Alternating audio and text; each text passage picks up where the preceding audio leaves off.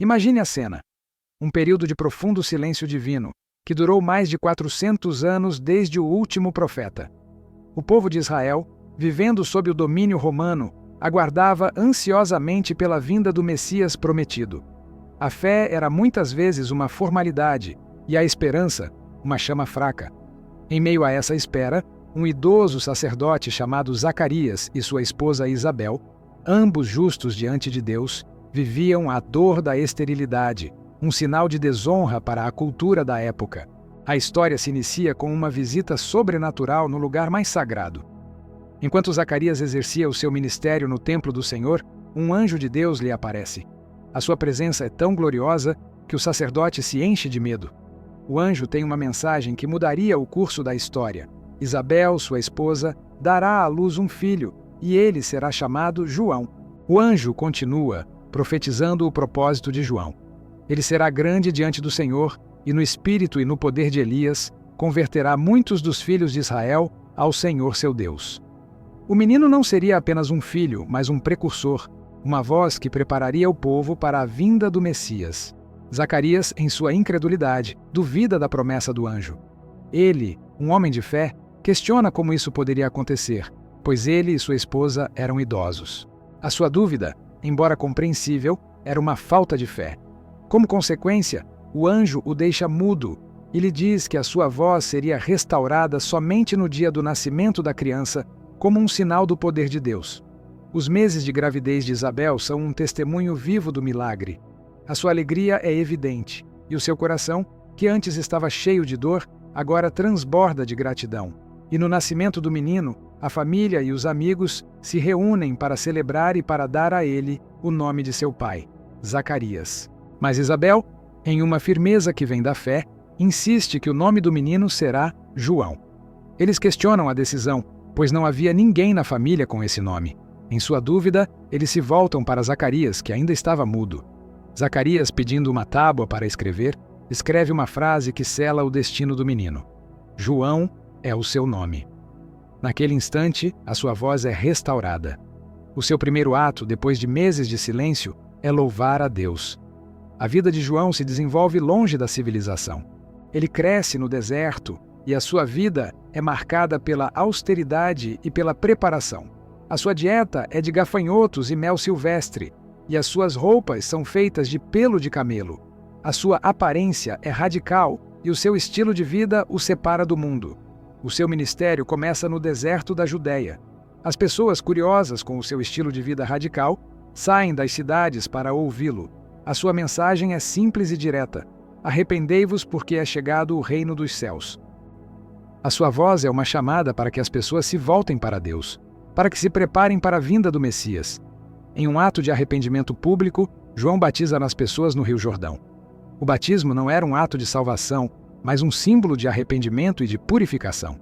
Era a demonstração de que as pessoas estavam se preparando para a chegada de um reino espiritual, e não de um reino terreno.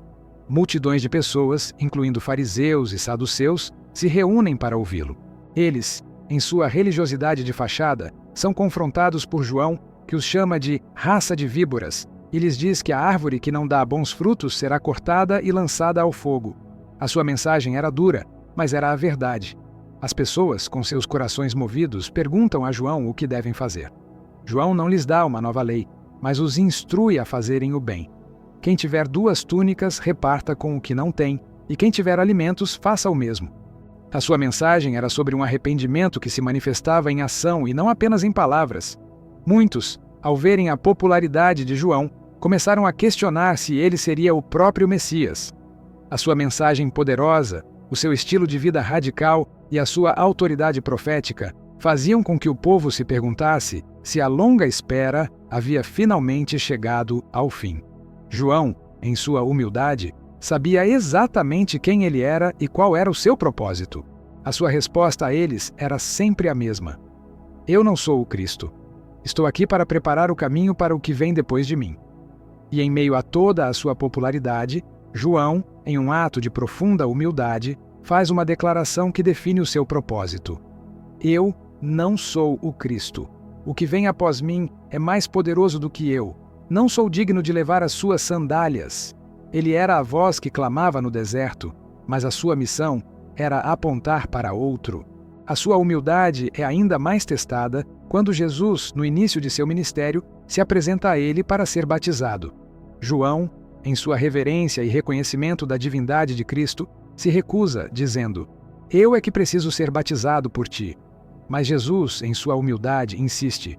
No momento em que Jesus é batizado, o Espírito de Deus desce sobre ele em forma de pomba, e uma voz do céu proclama: "Este é o meu Filho amado, em quem me comprazo." A missão de João é concluída com sucesso. Ele foi a voz que preparou o caminho para o Cordeiro de Deus. A história de João, no entanto, termina em tragédia. Ele, em sua coragem e fidelidade, confronta o rei Herodes Antipas por ter se casado com Herodias, a esposa de seu irmão.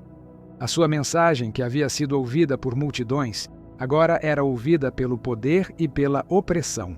Herodes, em seu coração, temia João. Ele sabia que o profeta era um homem justo e santo e por isso gostava de ouvi-lo, mas o seu medo era ofuscado pelo orgulho. A sua vontade de fazer o que era certo era constantemente desafiada pelo seu compromisso com o pecado.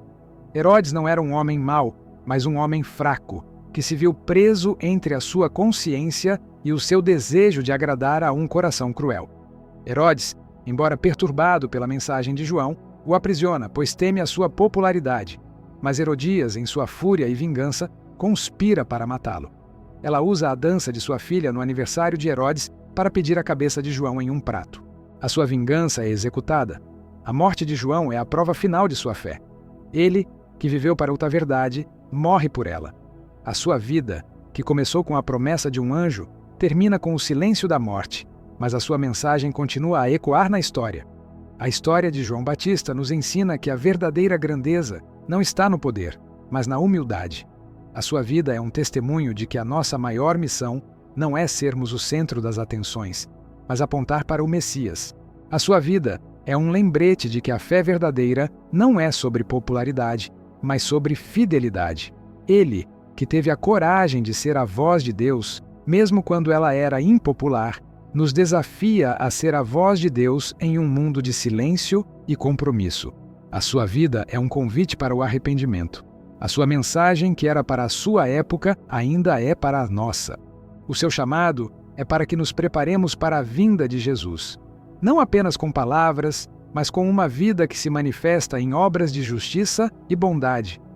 O batismo de João com água e a sua profecia do batismo com o Espírito Santo e com fogo são a essência de sua mensagem. O batismo com água era um símbolo de um arrependimento que nos prepara para a vinda de Cristo. O batismo com o Espírito Santo é um batismo de poder que nos capacita para a vida de fé. E o batismo com fogo é um batismo de purificação e de juízo.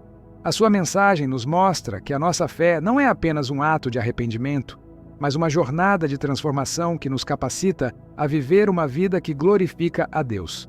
A história de João Batista nos convida a sermos profetas em nosso tempo, a viver com um coração que se preocupa com a injustiça do mundo e a entregar a mensagem de Deus, mesmo quando ela é impopular. A sua vida nos ensina que a nossa voz pode ser a voz de Deus se o nosso coração for fiel.